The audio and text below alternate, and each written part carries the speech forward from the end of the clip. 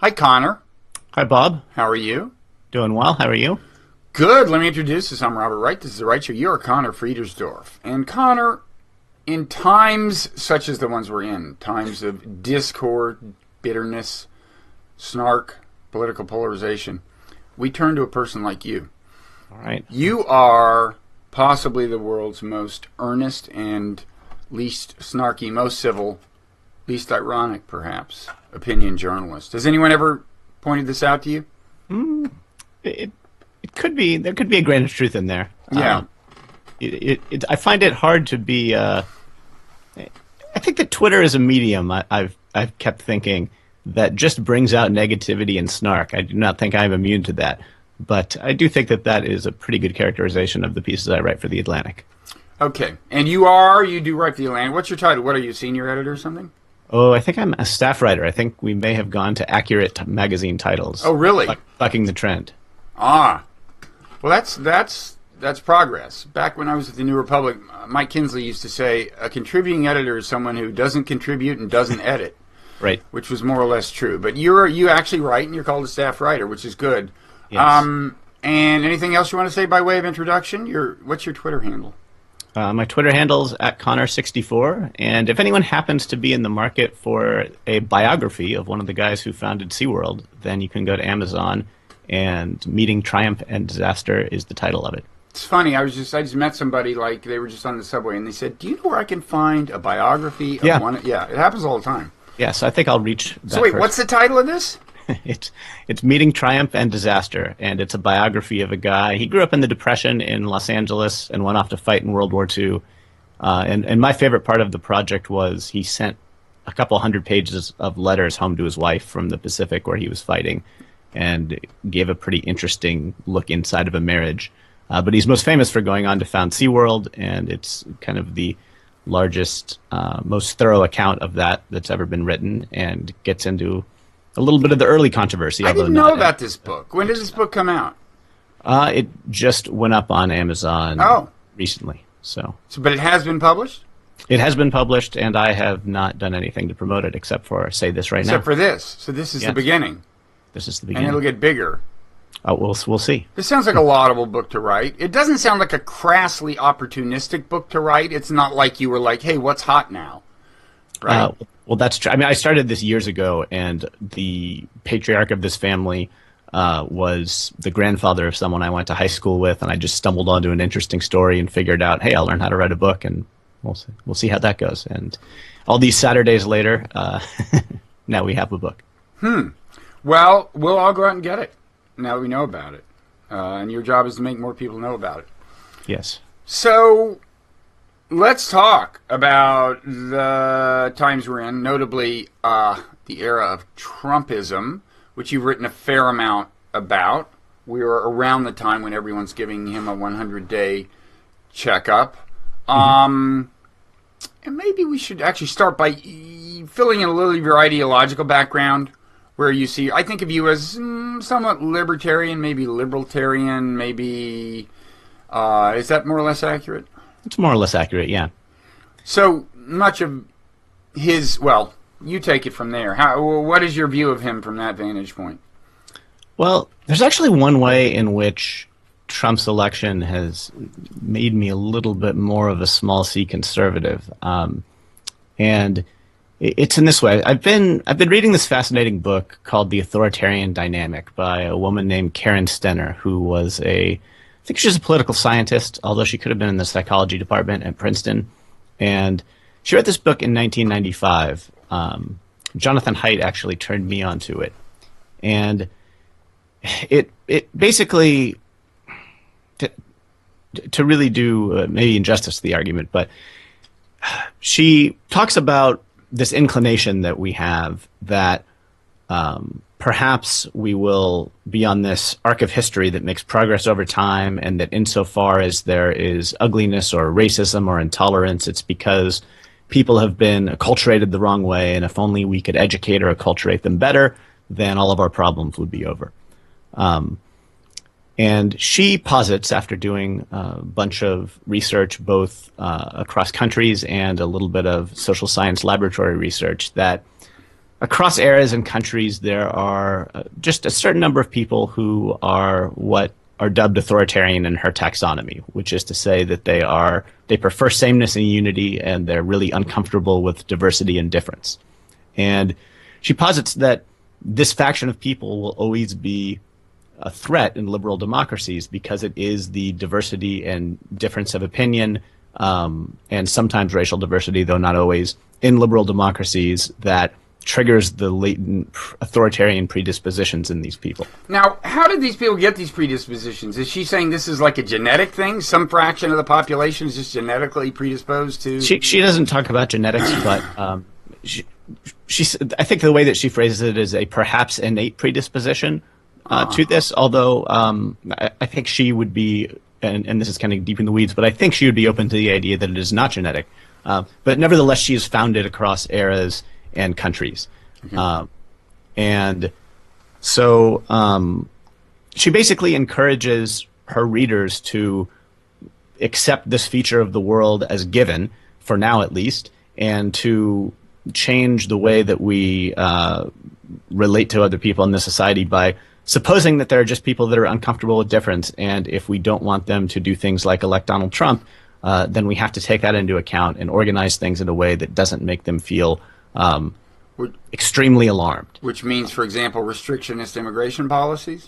Well, she actually focuses much more on rhetoric than she does on substance, and I think that this is maybe an area where I would like to see her flesh out her own scholarship more, although maybe she has in other papers. But she talks about, for example, if we're going to talk about diversity in a city, there are two ways that we could formulate this thought, right? One is, oh, look at how awesome it is that all of these people are coming from all around the world, and yet we have so much in common.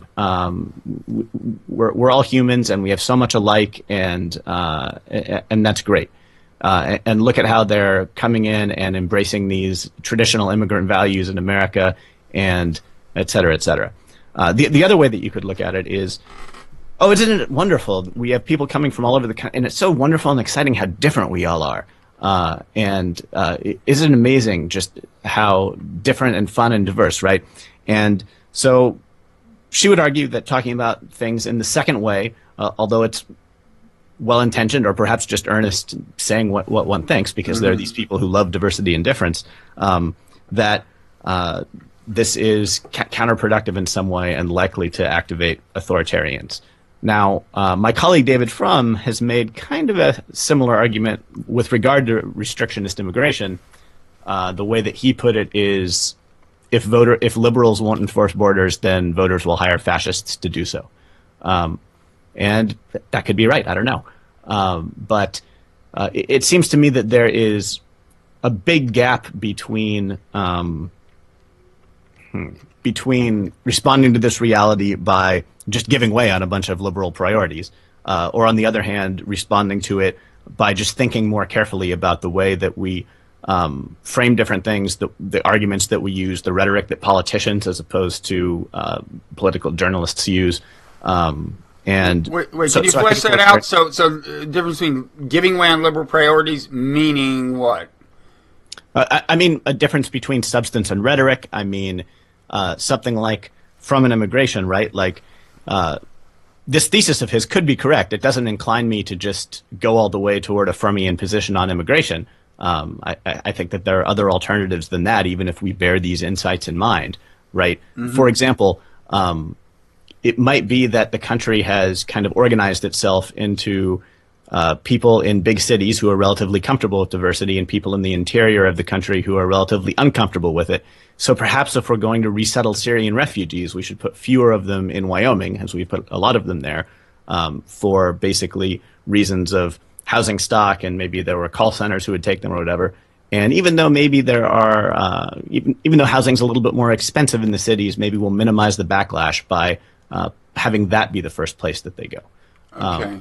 So that's an example of how we could, respond to these insights without actually going all the way and abandoning the substantive policy that we want to have. Okay, so you're saying that, like, you're more drawn to the view that, kind of given basic core realities about human society,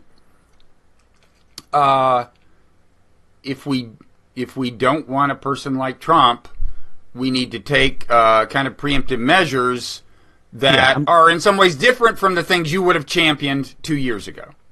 Yeah, I mean, I'm a little bit more inclined to the view that there's a crooked timber of humanity, and that we can't educate or acculturate our way out of some of these things that we dislike completely. Yeah, I mean, I guess I don't. The thesis that, like, in all societies, there's just this fixed, relatively fixed percentage of people who are latently pro-authoritarian.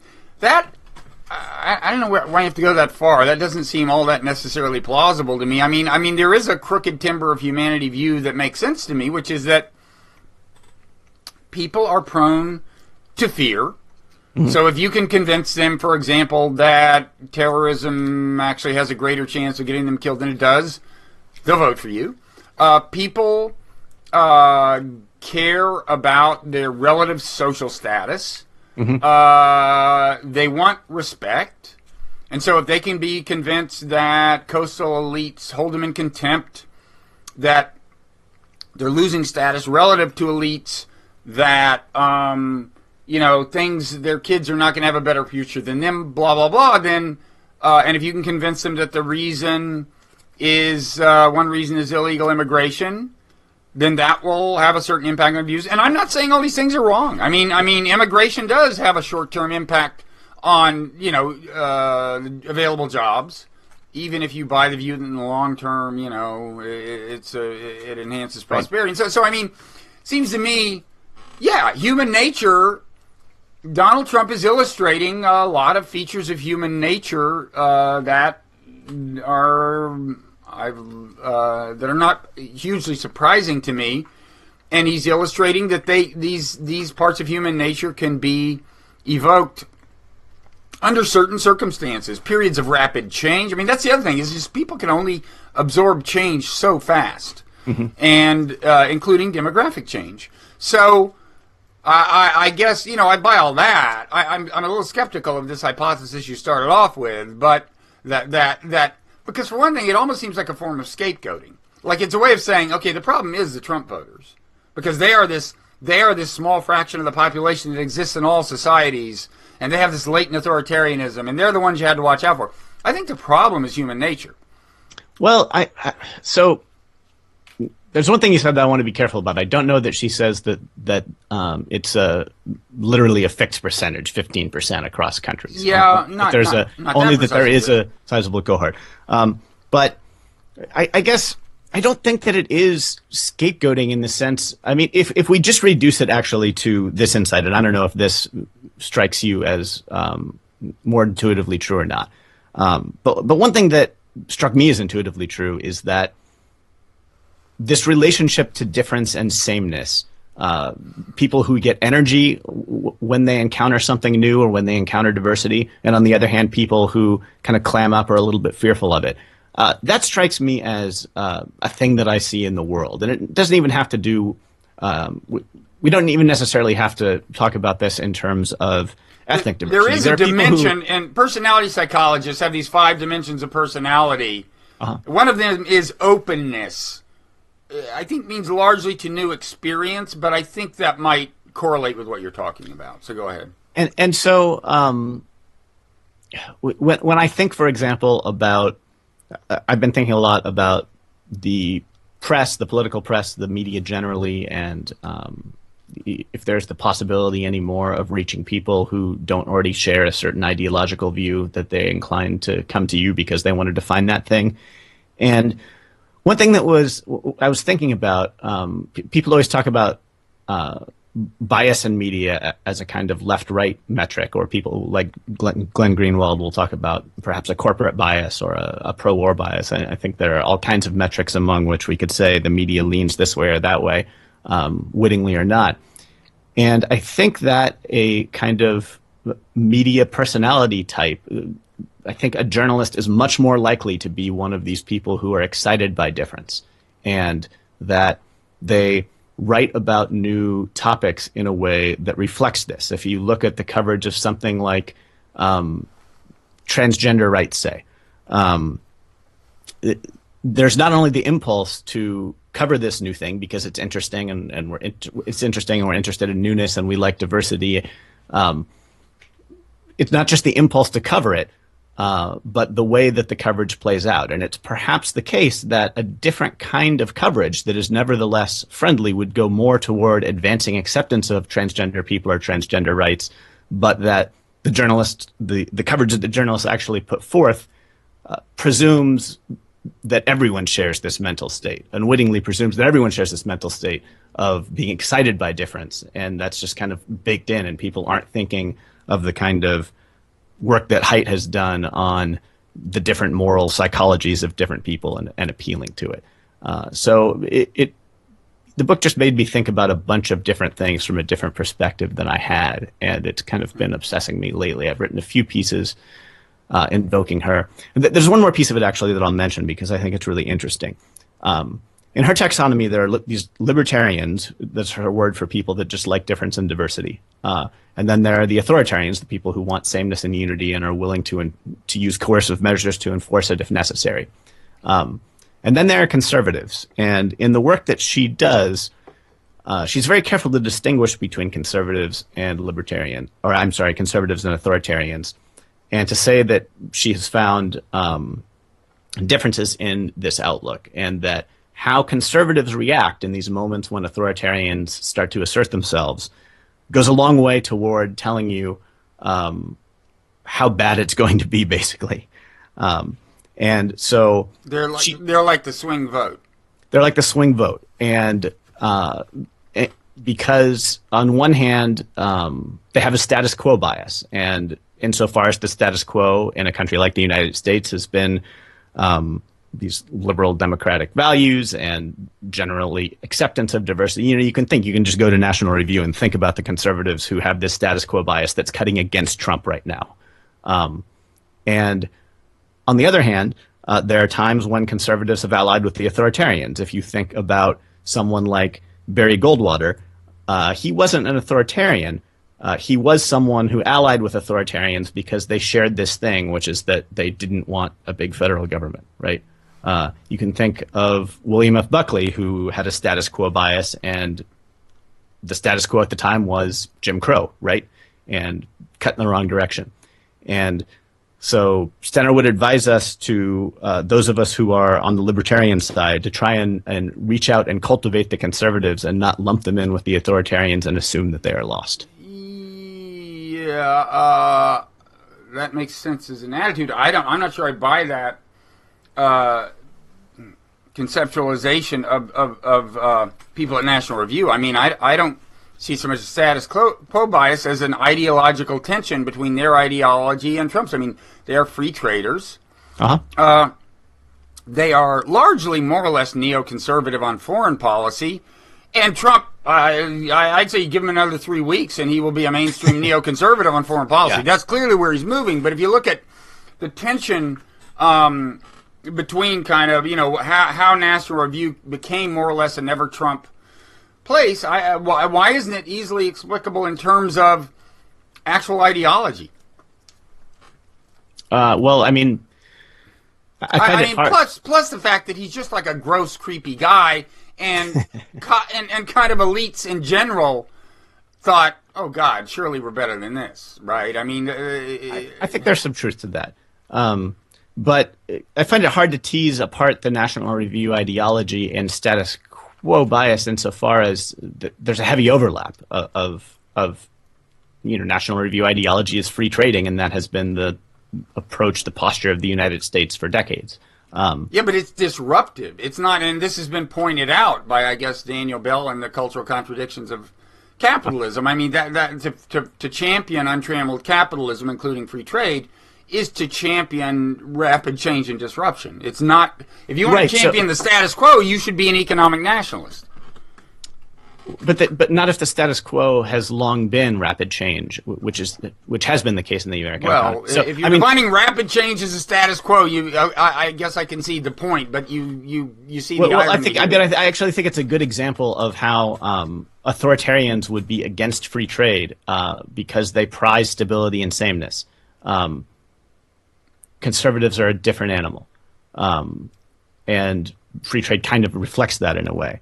I'm curious what you think about, you've been observing the trajectory of American politics and foreign policy a little bit longer than I have, and I wonder what you make of Trump's veering toward neoconservatism, and why the establishment foreign policy posture is just seemingly so overwhelming. Like, despite all of its failures, it seems that even a relatively modest statement like the United States cannot intervene in Syria and have predictably good results, say, just seems still like heresy in Washington, despite Obama and Trump both winning elections, campaigning as sort of anti-war-ish in some ways, at least,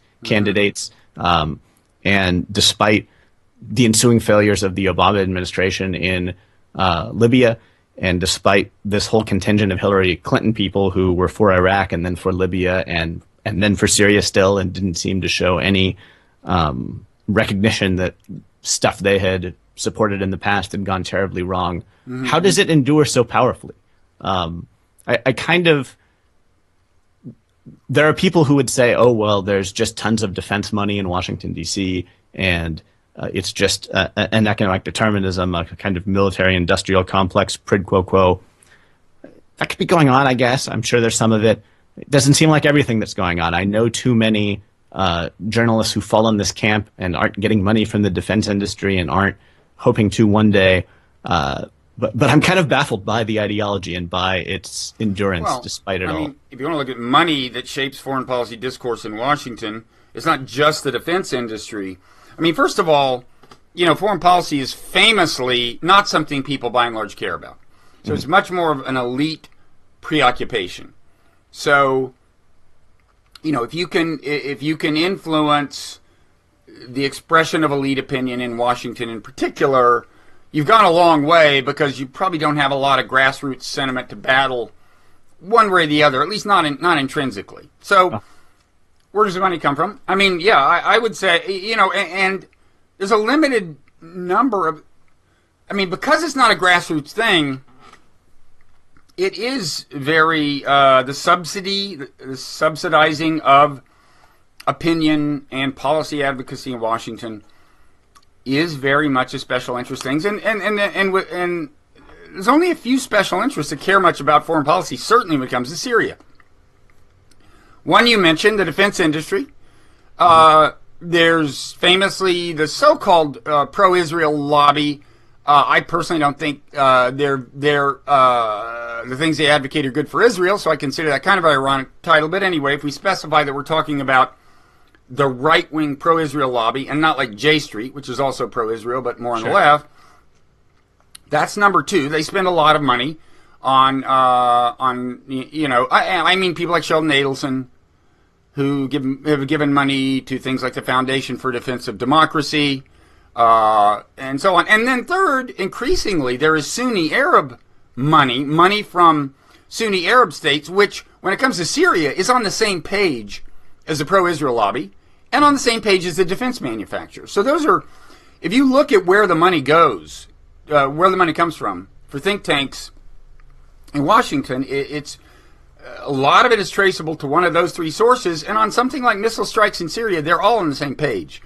Now, having watched, I paid a lot of attention to the Iran deal, and having just watched that play out, you might be surprised by how important that money is. If you just look at the Foundation for Defense of Democracies alone, and there was a good piece by John Judas in Slate, it's worth looking at, which is, very much kind of right-wing pro-Israel money. The influence is considerable.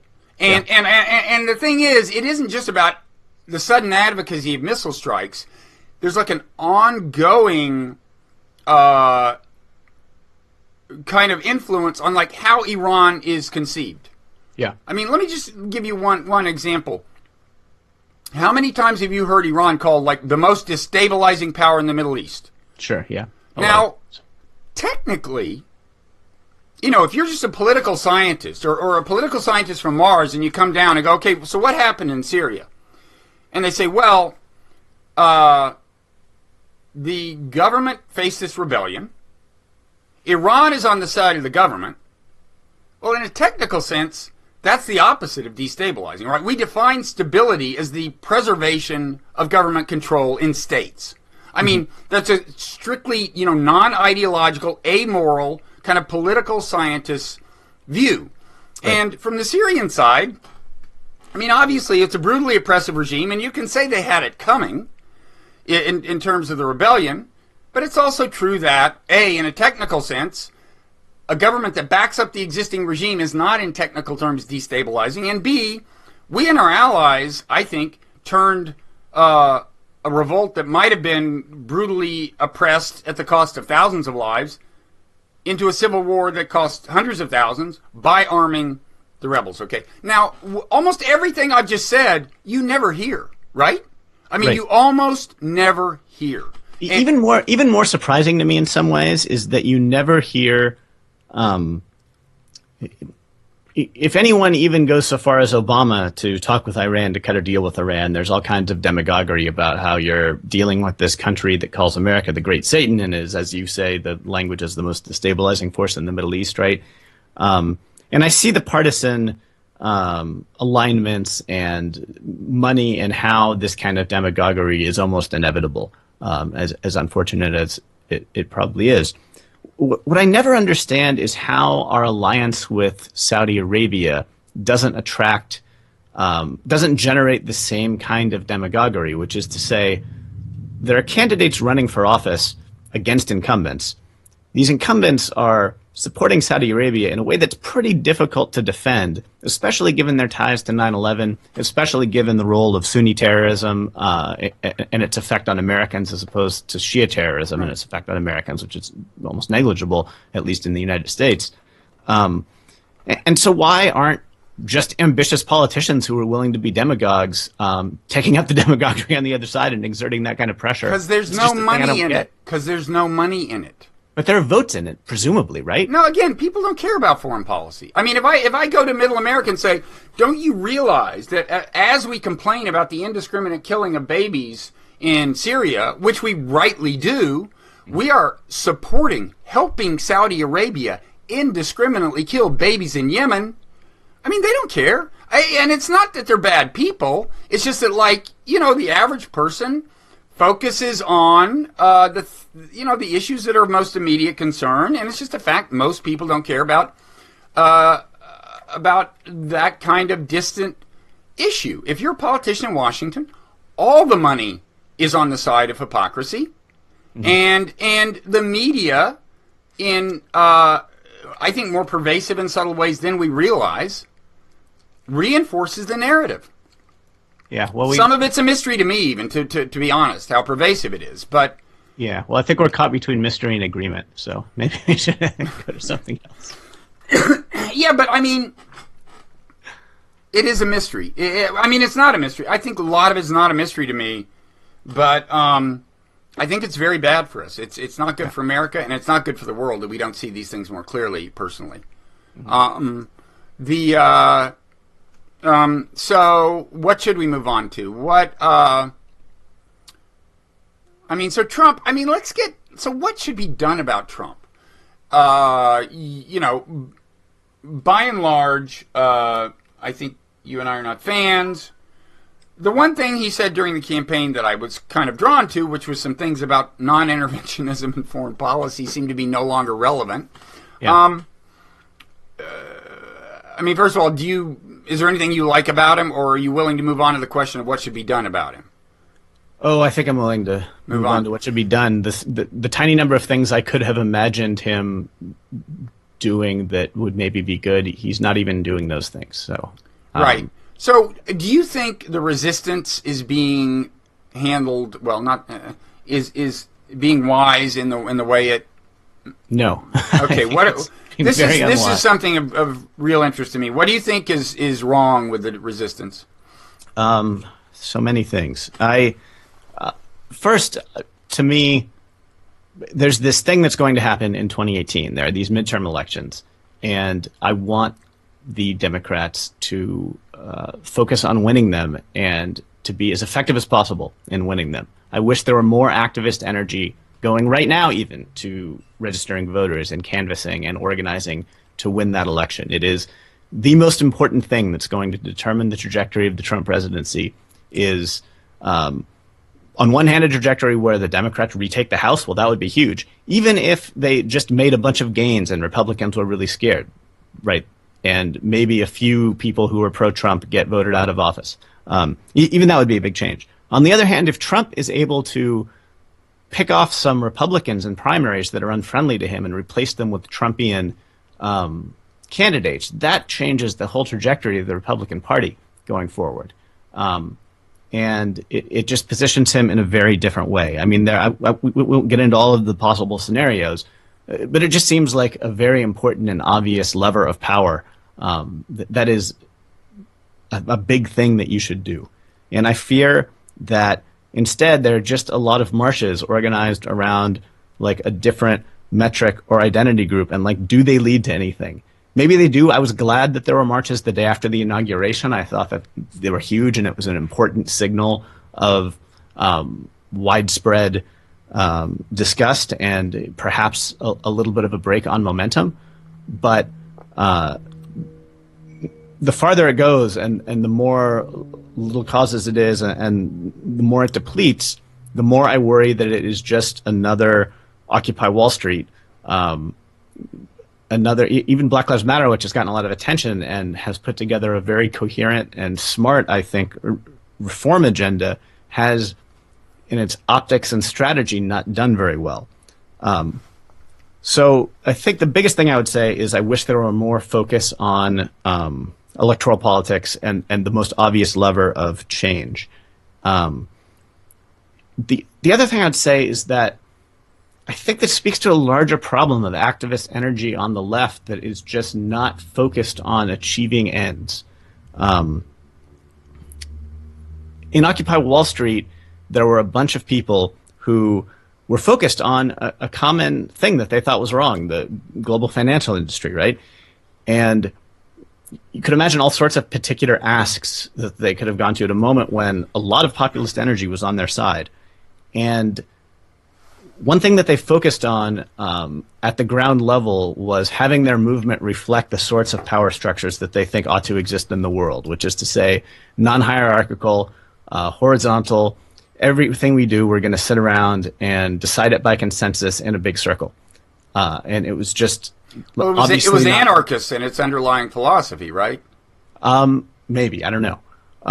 But it certainly was anti-hierarchical, and it made decisions in a way that to me guaranteed, or at least subserviated the substantive end that I think they should have been focused on. Black Lives Matter, sort of the same way.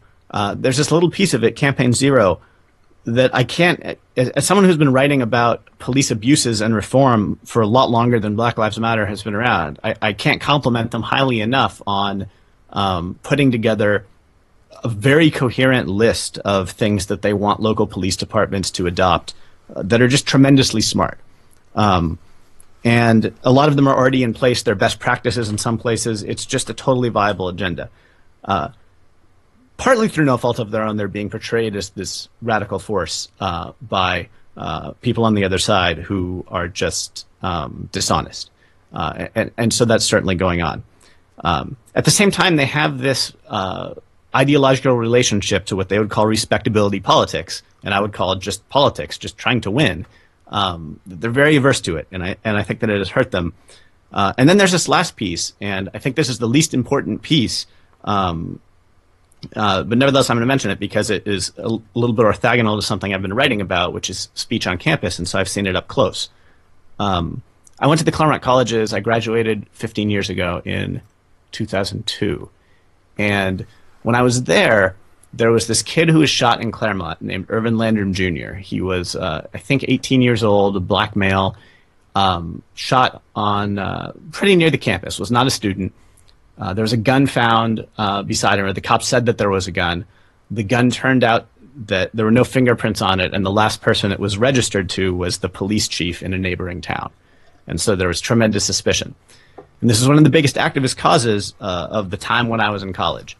I remember as a student journalist going to Claremont City Council meetings. It's a small municipality where, even though Claremont colleges are relatively small, they could be a pretty big block if everyone actually registered to vote where they were at in college. And so there was a lot of push for policy changes within the police department and pressure for the city manager to resign and all of this very specific local stuff. And this is an area of California where you have the Claremont Police Department, the Los Angeles County Sheriff's Department, and the San Bernardino County Sheriff's Department, all very close to one another, right near the colleges, and all policing organizations that could have tremendous improvements in what they do to this day. I went back to give a speech at Pomona College where I went, and a few days before, Heather McDonald, the Manhattan Institute scholar, had been shut down there. And again, there are a bunch of students. What is your issue with her, by the way? She's been on Bloggingheads a few times. What is, I mean, she is conservative, but is there a particular position of hers that is the source of her vilification? Well, she says in a way that is very provocative to them that police officers and police departments are the institution in American life most dedicated to the proposition that Black Lives Matter. That's almost a direct quote. And that stop and frisk policing saved thousands of black lives, and that Black Lives Matter itself is part of war on cops that is causing the murder rate to spike, and there's a lot of ground for pretty sharp disagreement. Although the way that they characterize her ranges from hyperbolic to inaccurate, which is to say, they would characterize her as wanting to, quote, erase black lives, or a whole list of things that aren't true about her. And she's someone I disagree with tremendously about this issue. But anyway, so they shut down this Heather McDonald speech. And it is a coalition of people who have been partly motivated by this Black Lives Matter movement, right? But notice this change in focus, where the thing you were protesting was the local police department. The thing you're protesting now is a speaker coming to campus who has nothing even to do with local police outside of New York. And you're not doing anything about the local police department, even though it's right there. And, you can think back to bygone generations of, think of the leftists who want to use violence in order to carry out their ends. And you can think of times when they were inspired to use violence by their opposition to the Vietnam War, right? By institutions like DuPont. You had radicals robbing Bank of America in the 70s, right? Now you have literal black-clad radicals with weapons, and their goal is to shut down and end culture speech. There are people who are motivated to use violence, and the target... Do they have actual weapons? They had guns? I'm sorry, I misspoken. It was the Milo speech that they were armed and had weapons and shut it down. They had guns? I don't know if they had guns. They had fireworks, they had clubs, they came ready to fight and with stuff to do so. And I'm not advocating violence against other people, just to be very clear, but it is an odd focus if you're the kind of person who is willing to go so far as to use violence to pick as your target shutting down hack provocateurs, right? If you succeed in doing it, then what? Trump is still in power, right? So in the 60s and 70s, at least they robbed banks and stuff. Well, at least they had an accurate impression of tried to blow up ROTC buildings, where power lay, and how to challenge it. And for whatever reason, we've gone from this shift. Well, I mean, look, it is, just as a tactical matter, controlling speech is power. I mean, if they make people afraid to say certain things, of course, but the irony is they won't. I mean, Ann Coulter, whether she can show up on Berkeley itself doesn't matter in terms of her getting her message out. In fact, it probably helps her get her message out to be denied access to Berkeley because she's got so many other platforms, and now she'll have more attention than ever. So that's kind of the irony. I mean, so yeah, I'm coming around to agree with you that this is, leaving aside the legality, morality, etc., it's an ineffectual tactic. Sure. And then here in California, where I pay pretty close attention to politics, On one hand, I'm glad that there are elected leaders in California who are antagonistic to Trump, partly because I believe that federalism is, and states can be a check on federal power gone wrong, partly because I just don't like Trump, and anyone who's speaking up with a prominent voice against him, I'm for that. There's a part of me that worries that the mayor of Los Angeles, Eric Garcetti, or various elected officials in the Bay Area, there's a lot of homeless people in Los Angeles, more than I can ever remember in all the time I've lived here. And the LAPD remains not a perfect institution, right? It's not as if some of the biggest problems that liberals or progressives have with society right now are all attributable to Trump. And in fact, California is basically empowered to do whatever it wants about homelessness. And both the state and localities can do whatever they want about policing abuses. These are all state and local issues. And Trump has not yet, although he may one day, but he has not yet overstepped that and prevented localities from doing anything that they want. Black Lives Matter as a whole, which I think is a very urgent movement, in that there are really crazy police abuses all over the country. Many of them do happen in places that are completely controlled by Democrats, in big cities, basically. And I'm not saying it's all the fault of the Democrats. There's a police union part to this. There's a cultural part to this. There are all kinds of things going on. But to make Trump the boogeyman of everything is to ignore all of these things that he has not caused. And so a part of me worries about that, too. Okay, so far you've talked about ways that, in your view, the resistance is failing to focus on things that would advance its agenda more effectively.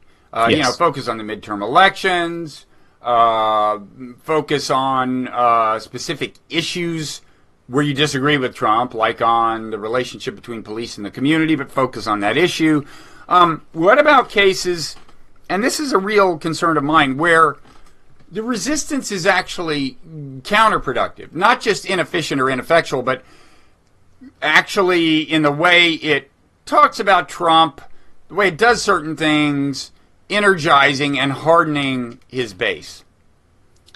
Well, I mean, I think that happens. I mean, as someone who's very alarmed about Trump, it's relatively often that I open my computer and I'm surfing around and deciding what to write about, or reading different journalistic outlets and watching what people are saying on Twitter. And I'm like rolling my eyes pretty often at some claim that someone makes about something that Trump is doing, that seems like, even as someone who's very alarmed by a lot of what he's doing, I think, come on, you're just misrepresenting this, or come on, you can't really be worried about that thing. Right. And you don't have to think very long.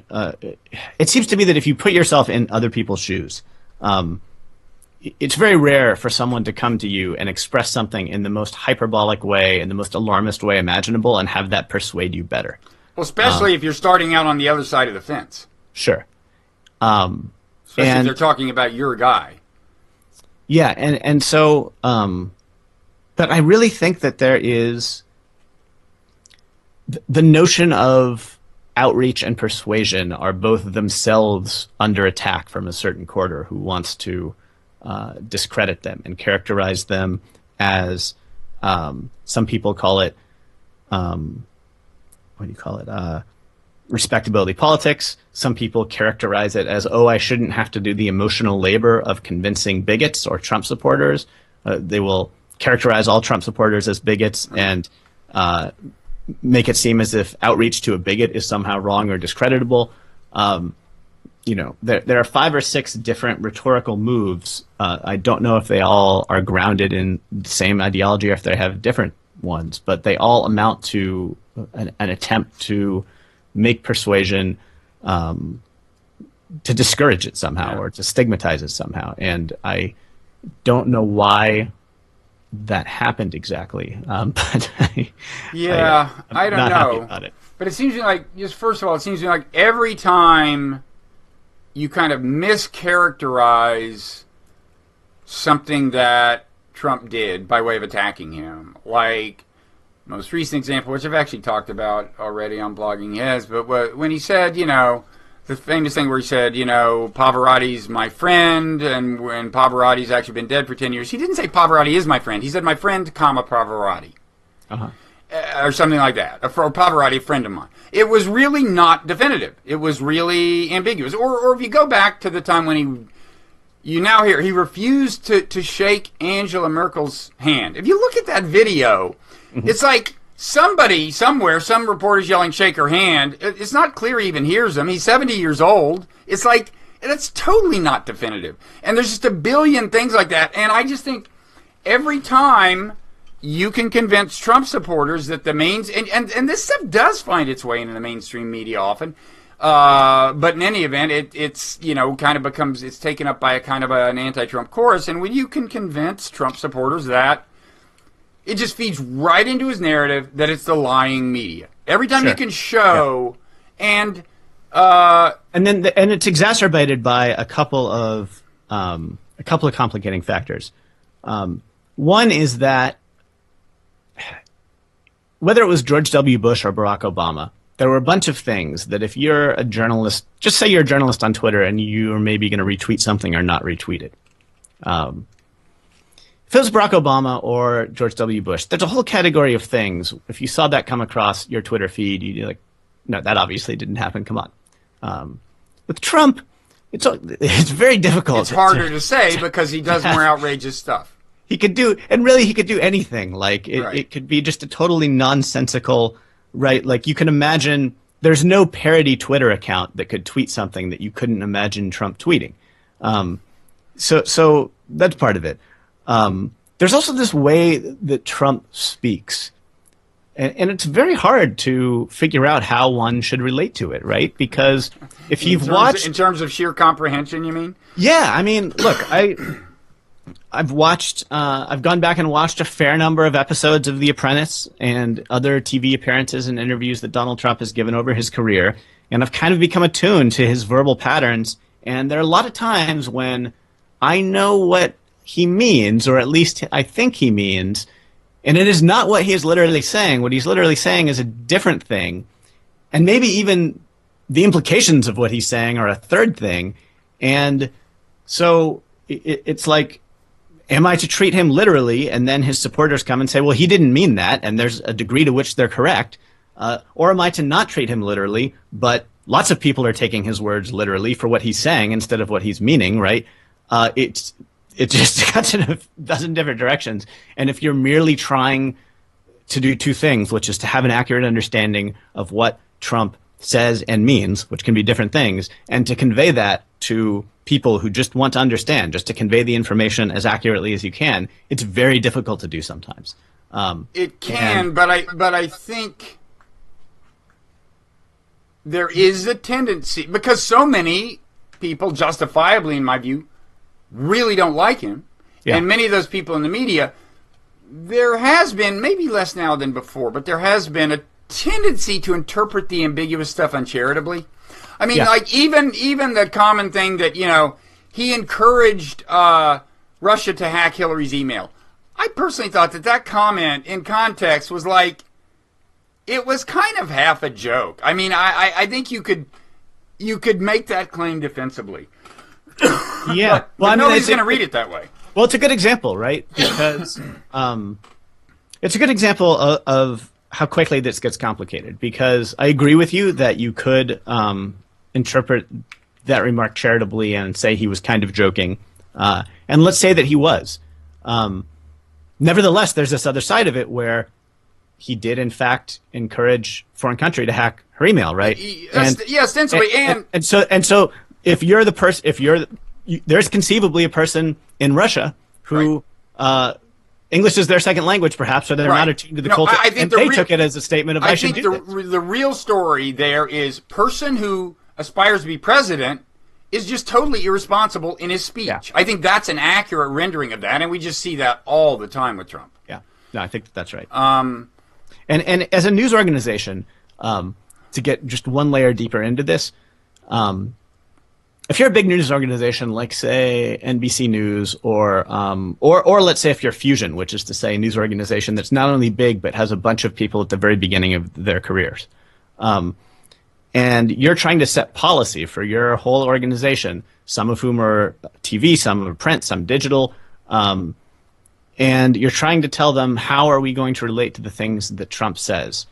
You suddenly find yourself in a very tricky position, because you maybe have a few people who are just going to knock it out of the park. Jake Tapper is someone who can quickly assimilate information of this kind and have a very nuanced way of conveying it, and he's just very good at that, right? Then you have like a 23-year-old who's like not very good at this at all. And they're well-intentioned and they're trying to do their best, but they just don't have the skills to like juggle all of these kinds of things with the sophistication that is required for the unprecedented challenge of Trump, right? And you have everyone in between. And so how do you set your policy as the head of this media organization? Do you optimize it for your very smartest employees and have the employees who are less skilled at this thing mess it up all the time? Do you optimize it for the least good employees, and then you make it so that the best employees aren't able to convey the nuance because you don't build in the judgment that's required to do this? Do you have a bifurcated structure? How do you do it? And a lot of news organizations, I think, are struggling with. Maybe they haven't even conceived of it as clearly as I've just laid it out. But I think it is a thing that is going on in the media that it hasn't figured out how to deal with. So in other words, you can kind of let somebody like Tapper have an intermittently adversarial attitude without worrying about him abusing it or making it kind of monotonic. Is that the point? Yeah, or even you can let someone like Tapper have a little bit of license to interpret and convey what Trump probably meant, or to use common sense and context skills and just Tapper's long experience to tell viewer, well, this is kind of what's going on.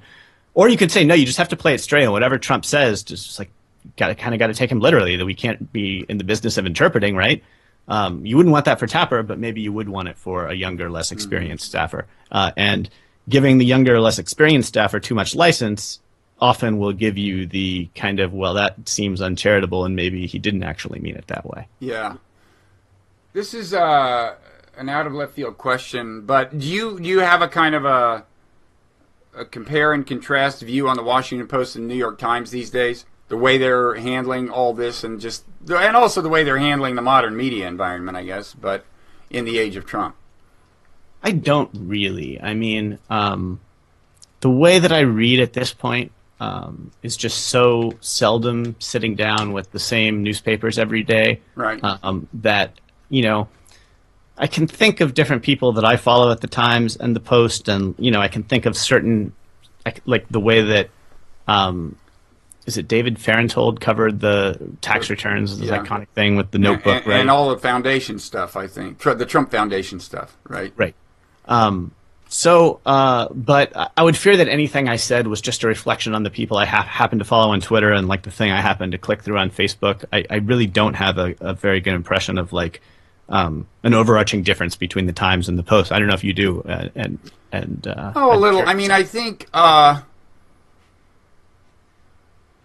on balance, the Post in its straight news coverage, on the one hand, if you think of as straight news reporters, on the one hand, has been maybe a little more careful to keep in check any anti-Trump kind of attitude in a sense. I mean, I think in the average, maybe on balance. On the other hand, the Washington Post has this kind of intermediate zone between traditional opinion and reporting, the kind of blogs, the Eric Wimple blog, Aaron Blake, and so on.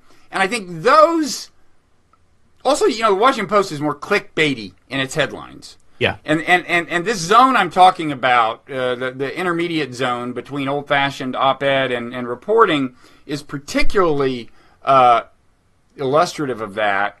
And so I think there you see a lot of, like, Jeff Sessions is no bad, horrible, terrible, weak kinds of headlines that I again, maybe I'm worry that they help Trump supporters go, see, the media is anti-Trump. So here I think maybe you are over worrying because, this is something I also thought right after the election when people were upset that Hillary lost and were showing screenshots of a couple of New York Times front pages. I just don't think that the swing voters of Wisconsin and Michigan are tuned into the New York Times. No, I don't think that's the way it works. I think they look in their Facebook feeds, and I don't know if it's happening, but the way it would happen in this scenario is they would look at their Facebook feeds and say, see, the media did this. Now, I guess thinking about it, they're probably more likely to see out-and-out factual inaccuracy or seeming, greatly exaggerated coverage than worry about this headline in the Post, maybe. Thinking about it, I think the biggest shift in a publication that I've seen pre-Trump and post-Trump is Slate. Like the tone and the feel of the site just seems very different to me. Well, I think it's a lot of a number of media outlets are making it kind of an explicit part of their pitch to people. Like if they want you to sign on to get to see the paywall version or whatever, Washington Post, the Washington Post beneath its logo, it now says democracy dies in darkness, right? Yeah. I mean, I guess that's true, but anyway, no, I think you're right that Slate is a little more mission driven, and of course they have the Trump cast, which is very good. I don't know if have you listened to the podcast? I think I've listened to a couple episodes of it. It's very good, but yeah, it's basically adversarial to Trump. There's a story. I think this is something James Bennett told me, although I'm not positive about that. But it was someone who worked at the New York Times years ago and was saying that if you were on a certain desk, one assignment that was kind of widely hated, but that everyone had to do, was to go to a town that didn't have a direct flight to New York. I think that was the rule. And spend at least a certain amount of time and knock on at least a certain number of doors and be invited into at least a certain number of homes before you were allowed to come home. And the person who related this to me basically said that the stories that came out of this were never the best that came out of the Times, and he only realized years later that this was just training the reporters in a good experience and that it had good effects in other ways. And I really think that this is something that a lot of people doing mostly opinion journalism would do well to just go somewhere where there are Trump voters, somewhere that went for Trump, and just go around talking to people, spend a day or two doing it, because it doesn't take very much time before you just change your whole relationship to what you think motivates people to vote. I mean, a lot of what you find out is it's just people are uninformed and incoherent. Yeah. And that they voted for someone tells you almost nothing about their actual substantive beliefs. Yeah, and that you can't call them all bigots.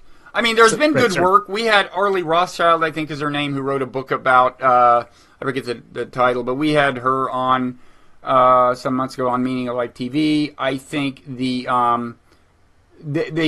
interesting, some of the non-MSM media is taking this challenge on. What's the name of the guy who emphasizes front row kids, back row kids? You know that guy on Twitter? We had him on Bloggingheads. He's just surfacing now. He's starting to go on actual TV. He was on Bloggingheads a month ago, and he just has been traveling around forever. But you're right. I don't think mainstream media is investing in that. MSNBC sent Chris Hayes to West Virginia, but that was very much kind of ideologically driven.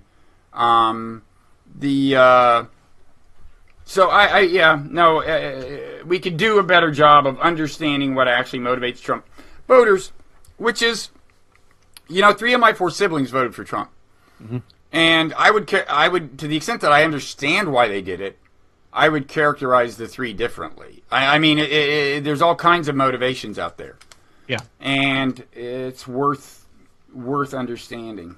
I guess we can agree on that. Anything else you want to say about, we've been doing this an hour, so I guess it's time to check out, but any last words of wisdom? Last words of wisdom. Well, maybe I'll throw out a question for Bloggingheads viewers. I'm starting to think about California, and it's just the 25th anniversary of the LA riots right now. And I was thinking about this moment back 25 years ago when there was this kind of populist freak out in California about both crime and immigration that followed pretty closely. It was happening around the time of the riots, and there were a couple of anti-immigrant ballot propositions, and people were looking at the demographics of the state and looking at different crime statistics and convincing themselves as they projected things out that this was going to be a dystopia pretty soon.